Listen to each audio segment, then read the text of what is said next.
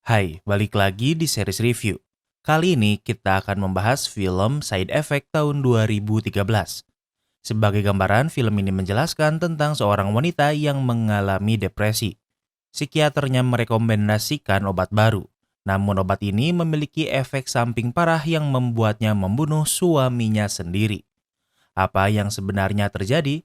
Tanpa berlama-lama, mari kita bahas. Di awal film ini kita akan melihat seorang wanita bernama Emily. Emily pergi ke sebuah penjara karena suaminya dipenjara di sini. Tentunya Emily datang untuk mengunjungi suaminya. Suami Emily bernama Martin dan ia dipenjara karena melakukan praktik insider trading. Go slow. We can go slow. Ia dihukum selama 4 tahun dan Martin akan dibebaskan besok. Yang bisa dilakukan Emily sekarang adalah menyemangati suaminya. Kemudian Emily bekerja karena ia seorang desainer grafis. Emily memberitahu bosnya kalau besok ia tidak akan bekerja karena akan menjemput suaminya. Ia juga berterima kasih karena tetap diberikan kerjaan di masa-masa berat ini. Keesokan harinya, Emily ditemani ibu Martin kembali ke penjara. Setelah 4 tahun dikurung, kini akhirnya Martin dibebaskan. Sudah lama tak indahoy di kasur sendiri, tentu itu yang pertama Martin lakukan. Martin bercerita kalau saat di penjara, ia bertemu dengan manajer reksadana yang dipenjara karena penggelapan pajak.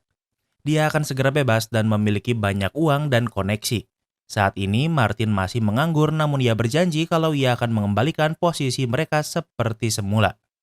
Keesokan harinya, Emily akan pergi bekerja. Tasnya jatuh dan dibantu oleh petugas cuci mobil di basement. Emily biasanya langsung pergi bekerja. Namun kali ini berbeda. Ia dengan sengaja menabrakkan diri ke dinding dengan kecepatan tinggi. Waktu berlalu di rumah sakit kita akan melihat seorang dokter jiwa bernama John. Orang yang menangani Emily adalah John.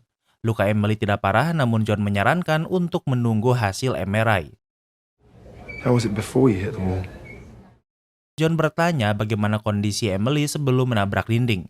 Mendengar ini Emily bingung menjawabnya dan balik bertanya untuk apa John di sini. John menjelaskan kalau biasanya jika ada orang menabrak dinding akan ada jejak rem ban. Namun tidak dengan Emily sehingga menunjukkan seperti langkah menyakiti diri sendiri. Polisi menerima laporan dari saksi kalau Emily terlihat kesal sebelum memasuki mobil. Dan itulah kenapa John di sini untuk menanyakan kesehatan mental Emily. Emily masih ragu untuk menjawabnya. John menyarankan agar Emily dirawat inap beberapa hari. Emily menolak karena Martin baru saja bebas penjara sehingga tak ingin dipisahkan. Emily meyakinkan John kalau kecelakaannya tidak sengaja dan itu tidak akan terjadi lagi. Emily tidak ingin dirawat inap namun ia bisa berkonsultasi tiap minggu ke kantor John. Waktu berlalu, Martin dan ibunya datang menjemput Emily. John memberitahu kalau Emily akan dibebaskan namun minggu ini ia harus berkonsultasi. Keesokan harinya Emily bekerja dan sepertinya kondisinya tidak terlalu baik. Emily ke kamar kecil untuk meminum obat-obatan yang diberikan John. Bos Emily mengkhawatirkannya dan ia sadar kalau ini adalah efek samping obat yang dikonsumsi Emily. Beberapa hari kemudian Emily mengunjungi John di praktek pribadinya. Emily menjelaskan kehidupannya terutama bagaimana ia dan Martin bertemu. Emily bekerja di bar sementara Martin sudah sukses dan kaya. Emily menikah dengan Martin 5 tahun yang lalu yang artinya setahun sebelum Martin dipenjara. Saat Martin dipenjara adalah momen pertama Emily mengalami depresi. Ia berkonsultasi pada psikiater bernama Dr. Siebert. Namun Emily berhenti menemuinya setelah rumahnya disita dan pindah ke kota. But I had to stop seeing her when they took our house away and I had to move back to the city. Waktu berlalu, John mendatangi sebuah pertemuan psikiater. Ia bertemu dengan Dr. Siebert dan bertanya tentang Emily. Siebert menjelaskan kalau Emily mulai depresi saat Martin ditangkap polisi. Namun mereka berhenti bertemu saat rumah Emily disita membuatnya harus pindah ke kota.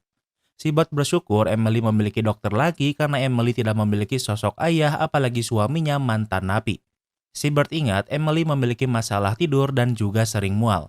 Siebert memberi Emily beberapa obat namun efeknya tidak terlalu terasa. Siebert menawarkan obat baru bernama Ablixa. Jika obat ini ada saat Emily masih pasiennya, Siebert akan memberi obat ini. Siebert juga memberitahu kalau Emily juga pernah keguguran, namun ini adalah pertama kalinya John mendengarnya. Di malam hari, Emily dan Martin akan pergi ke sebuah pesta dari perusahaan lamanya. Jika Emily tidak ingin ikut, Martin tidak akan memaksanya, namun Emily tetap mau ikut. Mereka menemui rekan kerja Martin sebelum ditangkap polisi. Mereka sudah menduga Martin akan datang sehingga keadaan tidak begitu awkward. Emily langsung pergi ke bar untuk memesan minuman. Saat melihat cermin, ia melihat wajahnya aneh yang mungkin adalah efek samping obat yang ia minum. Emily berusaha tidak panik sehingga mencari tempat tenang. Saat menyendiri, ada rekan Martin yang menemui Emily yang sedang menangis. Ia tidak ingin merusak suasana sehingga ia keluar ruangan untuk mencari udara segar. Tak lama kemudian, Martin menemuinya. Kondisi Emily memburuk sehingga mereka akan mengakhiri malam lebih cepat. Keesokan harinya saat di stasiun kereta, Emily melihat iklan obat antidepresan bernama Ablixa seperti yang ditawarkan Dr. Siebert sebelumnya pada John. Terlihat kalau kondisi mental Emily tidak membaik. Ia berdiri sangat dekat dengan jalur kereta seolah ingin melompat. Namun untungnya petugas di sana menarik Emily. Di tempat lain, John sedang bersama istrinya yang bernama Deidre. Saat ini, Deidre sedang akan melakukan interview pekerjaan sehingga sedikit tegang. Saat ini, John sedang sibuk karena Emily terus menghubunginya. Tak lama kemudian, Emily datang menemui John. Ini adalah emergensi sehingga ia ingin berbicara berdua dengan John sekarang juga. I was getting on the subway and it was like when I was in the car. Emily memberitahu kalau saat di stasiun ia memikirkan seperti yang ia pikirkan saat di mobil. Tentunya ini adalah emergensi dan Emily hanya butuh 5 menit sehingga John bersedia bicara dengannya. Di tempat yang nyaman, John mengingatkan Emily kalau ia masih memiliki masa depan bersama Martin sehingga tidak boleh mengakhirinya. Emily memberitahu kalau saat ini Martin sedang mencoba memulai bisnis bersama dengan manajer reksadana yang ia temui di penjara. Emily juga memberitahu kalau obat-obatan yang diberi John tidak berefek apapun. Emily menjelaskan kalau ada rekan kerjanya yang bernama Julia yang menyarankannya menggunakan Ablixa. Di malam hari, Emily ke apotek untuk menebus resep obat Ablixa karena harus menggunakan resep dokter. Suatu hari, John makan siang bersama dengan rekan kerjanya. Seorang karyawan perusahaan obat sedang membutuhkan konsultasi dokter jiwa. Dua rekan John terlalu sibuk untuk menerima tawaran ini sehingga John yang menerimanya. Di malam hari, John memberitahu istrinya kalau ia menerima tawaran pekerjaan ini dan dibayar $50.000 per bulan. Dan sebagai informasi, perusahaan itu bukan pembuat Ablixa, obat baru yang Emily konsumsi. Waktu berlalu setelah Emily mengkonsumsi Ablixa, kecemasannya berkurang dan ia mulai bisa menikmati hidupnya seperti semula. Namun suatu malam, Martin terbangun karena mendengar suara musik keras tengah malam. Martin memeriksa Emily dan ternyata Emily sedang menyiapkan sarapan. Emily tidak mendengar John karena efek samping Ablixa adalah sleepwalking. Keesokan harinya, Martin dan Emily menemui Dr. John. Martin khawatir karena sebelumnya Emily tidak pernah sleepwalking. Martin ingin obat baru, namun Emily menolaknya. Karena untuk pertama kalinya setelah mengkonsumsi Ablixa, ia bisa tidur dan juga moodnya baik. Karena Emily tidak ingin berhenti mengkonsumsi Ablixa, John memberi tambahan obat untuk mengatasi sleepwalking-nya. Waktu berlalu, kondisi Emily mulai membaik dan Martin memberitahu rencana untuk pindah ke Houston untuk berbisnis dengan manajer reksadana yang ia temui di penjara. Sementara John mulai merekrut pasiennya untuk menggunakan obat dari pabrikan yang menyewa jasanya. Pasiennya harus diberitahu dan jika ia setuju, maka seluruh biaya pengobatan dan konsultasinya akan gratis. Dan sekali lagi Mimin ingetin kalau obatnya bukan Ablixa. Kembali ke tempat Emily. Emily terlambat bekerja dan dipertanyakan bosnya. Emily memberitahu ia ketiduran di kereta sehingga turun di stasiun yang salah. Perkataan Martin yang ingin pindah ke Houston terus mengganggu pikiran Emily. Bosnya menyuruh Emily untuk pulang kemudian ia meminum Ablixa lalu tidur siang. Sementara itu John pulang sambil membawa bunga. Namun ternyata ia salah mengira karena istrinya tidak mendapatkan pekerjaan dari interviewnya. Kembali ke tempat Emily. Martin baru pulang di sore hari. Ia mencari Emily namun tidak ada yang menjawabnya. Ia melihat meja yang sudah dipenuhi piring seperti saat Emily sleepwalking. Martin menemukan Emily sedang memotong tomat di dapur sambil sleepwalking. You sleeping again? Martin ingin membangunkan Emily, namun Emily malah menusuk Martin berkali-kali dengan pisau dapur. Emily masih tidak bangun dan ia malah kembali ke kasur untuk melanjutkan tidur. Keesokan harinya tentunya saat Emily bangun, ia memanggil polisi. Karena John terdaftar sebagai dokter Emily, ia pun dipanggil. John bertanya apa ada orang lain yang datang karena di meja Emily menyiapkan 3 piring. Emily tidak mengingat apapun karena ia masih syok dan semua kejadian itu terjadi saat ia sleepwalking. Tentunya untuk sekarang Emily menjadi tersangka utama.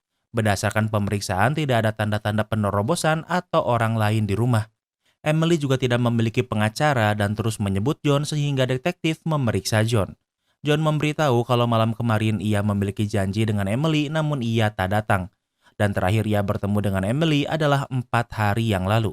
Detektif bertanya kenapa di meja disiapkan 3 piring. John menjawab kalau Emily tidak mengingat apapun. Detektif menunjukkan kalau Emily belakangan ini mengkonsumsi Ablixa. John memberitahu ada kemungkinan kalau Emily sleepwalking saat membunuh Martin karena itu adalah efek samping Ablixa.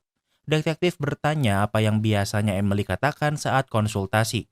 John tidak ingin menjawabnya karena itu adalah rahasia dokter dan pasien. Detektif menjelaskan kalau sekarang ada 2 kemungkinan. Kemungkinan pertama adalah Emily seorang pembunuh atau ia adalah korban dari pengobatannya. Dan jika Emily bukan pembunuh, maka John juga bisa dituntut. Kemudian John menemui Emily. Emily menuduh kejadian ini adalah pengaruh Ablixa. Ia tidak mengerti apa yang terjadi sehingga bertanya apa ada kemungkinan kalau yang melakukannya adalah orang lain namun John membantahnya. Kemudian John menemui Siebert untuk berdiskusi. John pikir kalau Emily akan dipenjara namun Siebert membantahnya karena Emily tidak ingat pernah membunuh Martin. Kemudian John berbicara dengan pengacara Emily. Ia menjelaskan ada beberapa kasus pembunuhan yang memiliki pelaku yang tidak mengingat pernah membunuh sehingga dibebaskan. Namun masalahnya jika Emily dibebaskan justru akan membuat John terlihat buruk. A patient of mine was arrested. For something bad? Pretty bad. John hanyalah dokter Emily namun ia sangat memikirkannya bahkan hingga tak bisa tidur. Keesokan harinya adalah hari pemakaman Martin.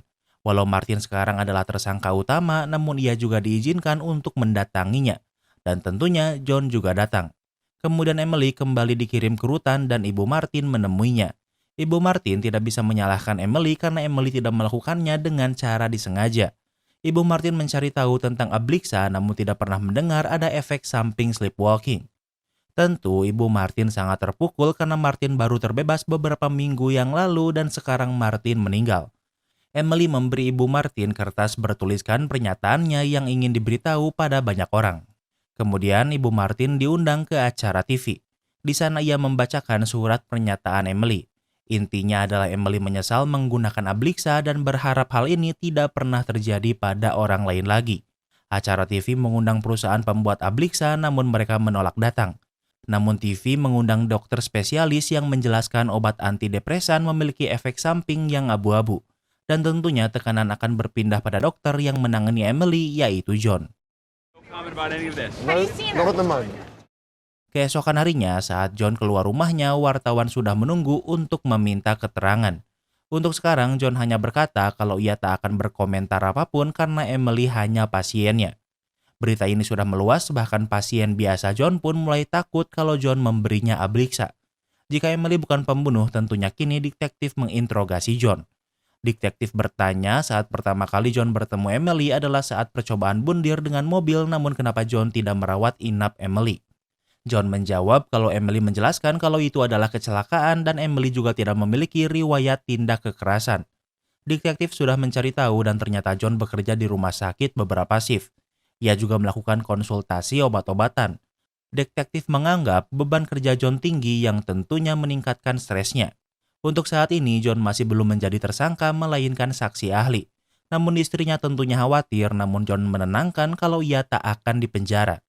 Waktu berlalu, hari persidangan Emily dilakukan. Beberapa saksi didatangkan. Ada orang yang menjadi saksi saat Emily menabrak mobil yang menjelaskan kalau Emily selalu terlihat sedih. Ada juga polisi yang menarik Emily saat di stasiun yang memandang Emily seperti punya pikiran untuk bundir. Dan salah satunya tentu adalah John. Hasil dari sidang ini adalah Emily tidak dianggap bersalah. Namun ia harus ditahan di rumah sakit jiwa selama beberapa minggu untuk dievaluasi. Tentu Emily berkata kalau ia tidak gila, namun John menjelaskan kalau Emily adalah juga korban. John hanya satu dokter dan kondisi Emily akan dievaluasi oleh beberapa dokter. Emily menolak untuk ditahan karena semua ini adalah salah obat Ablixa. Masalahnya, di lokasi pembunuhan dipenuhi sidik jari Emily yang menunjukkan kalau Emily memang membunuh Martin. Ditahan di rumah sakit jiwa adalah pilihan terbaik untuk sekarang. Saat di rumah sakit, John membicarakan hasil ini pada rekannya. Ablixa adalah obat baru dan tidak pernah ada yang memiliki efek samping ekstrim seperti ini. Berita ini mempengaruhi kinerja rumah sakit karena banyak pasien yang kini takut meminum obat. John berkata kalau setelah Emily dibebaskan, semuanya akan seperti semula.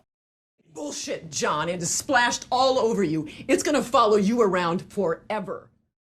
Namun rekan perempuannya pikir kalau hal ini akan mengikuti John selamanya dan orang-orang di sekitarnya. John membantah karena jika Emily tidak bersalah, kenapa ia bersalah? Rekan dokter lain menjelaskan banyak orang tidak rasional yang akan berpikir seperti itu walau itu tidak benar. Ia menyarankan untuk John tidak mengambil terlalu banyak pekerjaan dan beristirahat sejenak. Rekan kerja John juga sudah menerima surat mengenai pasien lama John yang bernama Alison Finn.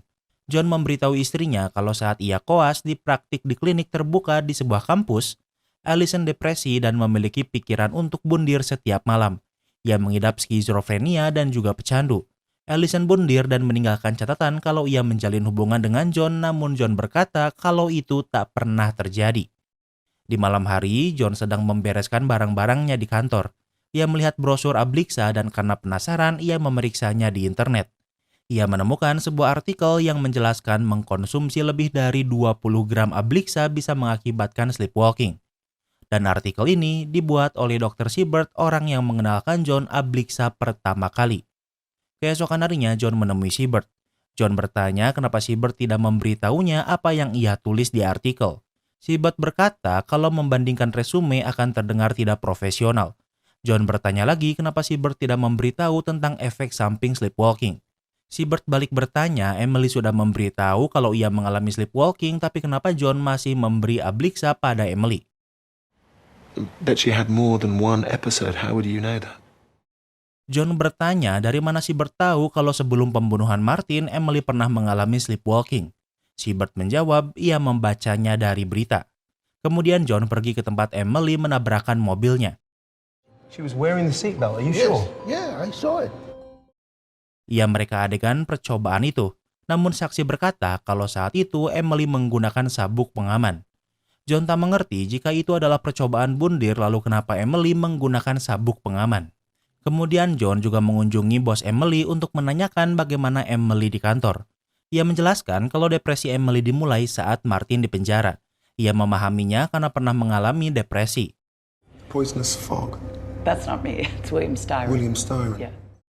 Namun yang menarik perhatian John adalah bos Emily berkata saat ia depresi, ia merasa ada kabut beracun di kepalanya. Emily pernah mengatakan ini saat melakukan konsultasi dengan John. Kemudian John juga mencari apa ada orang di sini yang bernama Julia. I don't think we have a Julia that works here. Bos Emily berkata kalau tidak ada karyawan yang bernama Julia. Padahal Emily berkata kalau ia mendengar tentang Ablixa dari teman di kantor yang artinya Emily berbohong. John bisa mencium kalau di sini ada yang salah. Ia ingin membicarakan pada istrinya, namun istrinya marah karena John lupa menjemput anak mereka dari sekolah.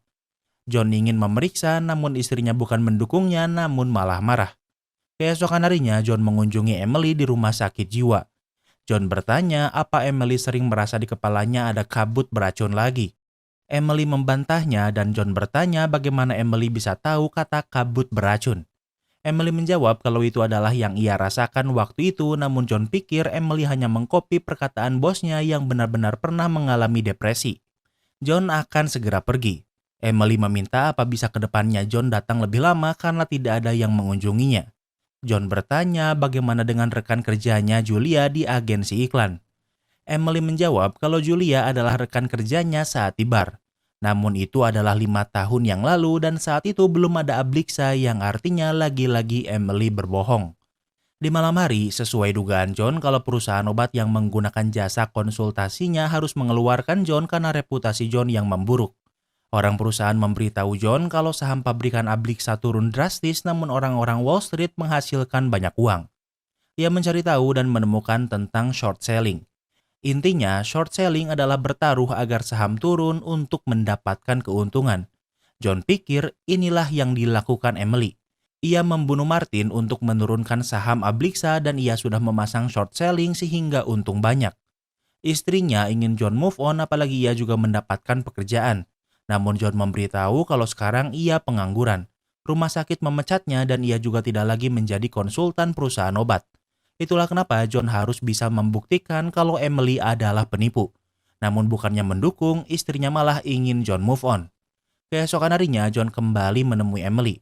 John merekam Emily untuk menunjukkan kondisi pikirannya untuk dikirimkan pada hakim. John ingin memberikan beberapa obat pada Emily untuk menunjukkan efeknya.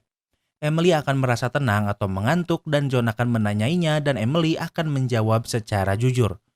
Emily menjawab ia mengunjungi John untuk keluar dari depresinya. Namun ia takut jika menggunakan obat itu akan mengatakan hal lain yang memperparah keadaan. John meyakinkan jika Emily tidak menyukainya, mereka akan menghancurkan rekaman itu. Emily disuntikan obat dan John menanyainya. Emily mulai lemas. They say that I stabbed him, but I can't remember. Orang-orang berkata kalau Emily membunuh Martin namun ia tidak mengingatnya. Emily sangat mencintai Martin namun ia lelah kemudian ia tidur. Kemudian John menunjukkan rekaman itu pada jaksa. John bisa membuktikan kalau Emily pura-pura tidur padahal yang ia suntikan hanyalah cairan suntik biasa yang tidak memiliki efek samping apa-apa. John yakin kalau Emily berbohong tentang sleepwalking yang ia alami. Destroy that. Jaksa menyarankan John untuk menghancurkan rekaman itu. Masalahnya adalah John baru mengatakan ini sekarang dan itu sudah terlambat karena Emily sudah dinyatakan tidak bersalah. Jaksa sudah memeriksa rekening Emily namun tidak ada pemasukan uang dari short selling yang John maksud. Jika yang dikatakan John benar, artinya baik John dan jaksa telah melakukan kesalahan. Resikonya terlalu besar sehingga jaksa menyarankan John untuk menghancurkan rekaman ini. Kemudian John menemui rekan dokternya memintanya untuk menemui Emily karena yakin Emily tidak depresi. Rekannya malah memarahi John karena masih menemui Emily dan menyarankannya untuk move on. Namun John masih tidak menyerah. Ia kembali ke tempat Emily. Saat mengisi buku tamu, ia melihat kalau Dr. Siebert juga mengunjungi Emily. John memutuskan untuk menemui Siebert dan bertanya kenapa ia mengunjungi Emily. Siebert menjawab kalau Emily yang menelponnya. Sepengetahuan Siebert, John melakukan interogasi dengan Emily di bawah pengaruh obat. John berkata kalau ia mendapatkan banyak informasi yang harus ia periksa lebih jauh. Siebert sadar kalau John mencurigainya. Ia menyerang John dengan mengirimkan foto saat John dan Emily berkonsultasi dan juga beberapa foto seksi Emily. Waktu berlalu, John pulang ke rumah dan istrinya menamparnya. Foto sebelumnya Siebert kirim pada istri John dan marah karena berpikir kalau John berselingkuh dengan Emily. Melihat ini John sadar kalau dugaannya benar kalau Emily dan Siebert bekerja sama. Istri John tak ingin mendengarkan penjelasan John dan memilih pergi. Di malam hari, John menerima pesan suara dari Siebert. Inti dari pesan ini adalah Siebert mengajak John untuk bertemu. Keesokan harinya, John dan Siebert bertemu. Siebert memanfaatkan pertemuan ini untuk menghina John yang sudah tidak memiliki izin praktik. Namun John datang bukan tanpa persiapan. Spend the fucking money now, because they're coming to take it back. Ia berkata untuk memperkirakan perilaku manusia di masa depan adalah dengan melihat masa lalu. John mengancam Siebert untuk menghabiskan semua uangnya sebelum polisi menyitanya. Siebert bertanya apa maksudnya, namun John menjawab untuk tanya saja pada Emily karena Emily sudah memberitahunya segalanya. Pancingan ini cukup untuk memancing Siebert. John berkata kalau Emily sudah nothing tulus. Siebert memaksa John untuk mengeluarkan Emily secepatnya. Namun John tidak akan berhenti. Ia memberitahu rumah sakit jiwa kalau keadaan Emily memburuk dan emosional. Emily dilarang dikunjungi atau menerima telepon dari siapapun tanpa izin John. Emily juga menolak meminum obat dan sangat tidak ramah pada staf sehingga mempermudah rencana John untuk menjauhkan Emily dengan Siebert. Kemudian John menunjukkan Emily sebuah praktek listrik di kepala yang menyakitkan. Praktek ini sudah terbukti efektif untuk menghilangkan depresi tanpa efek samping obat karena Emily tidak mau meminum obat. Namun jika dilakukan pada orang normal, mungkin efeknya malah berbalik.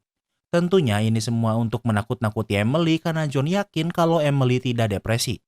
Tak hanya itu, John juga dengan sengaja memutar pesan suara Siebert yang mengajaknya bertemu sebelumnya. John sengaja melakukannya untuk mengadu domba Emily dan Siebert. I don't think you should be my doctor anymore. I think you should resign my case. Emily sadar kalau John berbahaya dan tidak ingin John menjadi dokternya lagi, namun John menolak. Namun John berniat melakukan terapi listrik ini pada Emily besok. Emily ingin menelpon Siebert untuk memastikan sesuatu. Namun karena sebelumnya John melarang Emily menelpon siapapun, membuatnya dilarang menggunakan telepon.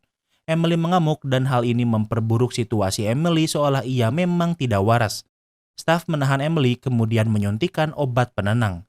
Sementara itu, John menelpon Siebert untuk memancingnya. Tak lama kemudian Siebert datang ke rumah sakit jiwa untuk menemui John.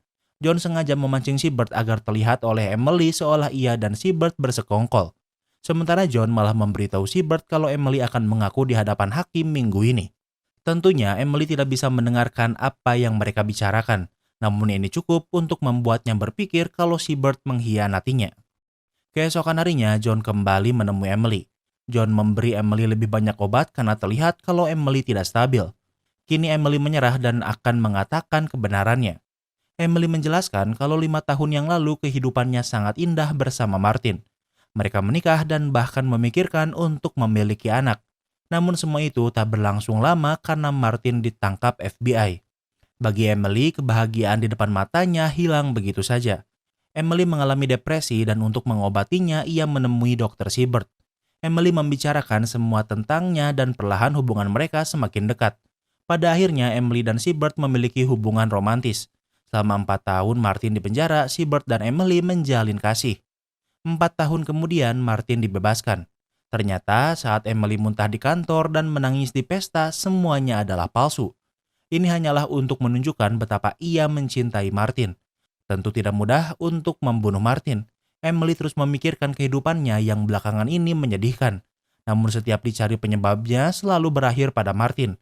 Emily mengartikan kalau kehidupannya hancur gara-gara Martin dan ingin balas dendam. Tentunya Emily bekerja sama dengan Siebert. Siebert adalah orang yang memfoto saat John dan Emily berkonsultasi di public space. Rencananya sempurna dan akan baik-baik saja jika John tidak kembali. John bertanya kenapa Emily memilihnya. Emily menjawab tidak ada alasan khusus karena John terpilih karena kebetulan ia ada di waktu dan tempat yang salah.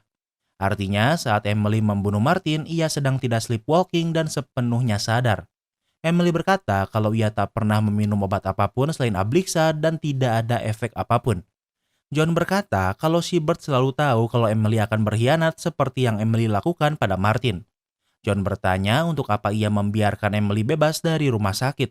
Emily menjawab kalau ia memiliki kesepakatan yang lebih baik. Waktu berlalu, John memberi penjelasan pada hakim kalau Emily tidak akan membahayakan siapapun sehingga Emily dibebaskan. Setelah terbebas, tempat pertama yang ia datangi adalah Siebert. Mereka langsung melepas rindu karena lama tak bertemu. Ternyata benar, Siebert memang melakukan short selling namun rekeningnya ada di luar negeri sehingga tidak terdeteksi. Namun saat menyentuh bagian belakang Emily, Siebert sadar kalau Emily memakai alat penyadap. Artinya, Siebert sudah masuk perangkap dan sudah mengakui perbuatannya sehingga polisi menangkap atas tuduhan konspirasi pembunuhan dan illegal short selling. Emily pikir dengan ditangkapnya Siebert ia akan aman. Karena baru terbebas, ia harus melakukan konsultasi pada John secara rutin. Emily pikir kalau pertemuan ini hanyalah formalitas. Namun Emily lupa kalau perbuatannya telah menghancurkan hidup John. John tidak akan melepaskan Emily begitu saja. Ia memberi Emily beberapa obat penenang, menganggap Emily memanglah depresi.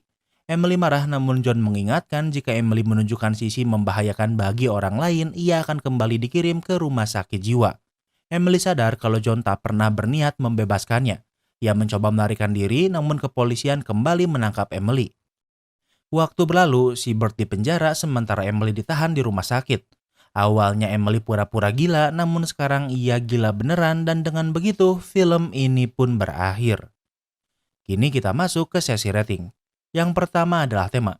Tema film ini mengangkat isu depresi dan etika medis, digabung dengan crime mystery di akhir-akhir untuk mencari tahu apa yang sebenarnya terjadi.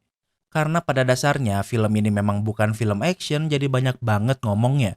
Isunya juga berat yaitu dunia farmasi dan juga ekonomi. Jadi untuk tema, Mimin kasih rating 8/10. Yang kedua adalah logika. Film ini banyak ngomong soalnya temanya berat jadi banyak harus dijelasin. Mulai dari depresi dan penggunaan obatnya hingga saham short selling. Yang Mimin gak ngerti, Siebert dan Emily punya waktu sekitar 4 tahunan untuk menyusun rencana. Siebert adalah seorang dokter jiwa sehingga tentunya ia pintar. Di praktik yang sangat mudah diisi pengkhianatan, kenapa mereka tidak memiliki rencana bagaimana jika salah satu dari mereka berkhianat? Menurut Mimin, cara John mengadu domba mereka terlalu mudah. Jadi untuk logika, Mimin kasih rating 6/10. Yang ketiga adalah plot twist. Plot twist terbesar di film ini adalah kematian Martin yang ternyata bukan karena efek samping Ablixa. Emily sengaja membunuh Martin untuk balas dendam karena merasa hidupnya hancur gara-gara Martin. Ia akan memulai hidup baru bersama Seabird dengan uang hasil short selling saham Ablixa yang hancur. Jadi untuk plot twist, Mimin kasih rating 9/10. Yang keempat adalah ending. Ending di film ini memuaskan. Seabird dipenjara karena konspirasi pembunuhan dan illegal short selling yang pastinya akan ditahan cukup lama. Sementara Emily malah ditahan di rumah sakit jiwa tempat ia berpura-pura depresi. Namun sekarang ia depresi beneran. Mimin puas sama endingnya, jadi untuk ending Mimin kasih rating 9/10. Yang kelima adalah entertainment value. Pace film ini lambat karena harus membuat efek depresi yang dialami terlihat nyata. Setelah kematian Martin, pace-nya langsung cepat. Plot twist dan endingnya juga memuaskan. Cuma yang menurut Mimin kurang suka di film ini adalah terlalu banyak ngomongnya, jadi lumayan boring. Jadi untuk entertainment value, Mimin kasih rating 8/10. Jadi overall rating Side Effect tahun 2013 adalah 8. Apa kalian setuju sama rating Mimin? Jangan lupa like video ini kalau kamu suka dengan video ini dan jangan lupa juga cek video kita lainnya. Terima kasih sudah menonton dan sampai bertemu lagi di film berikutnya.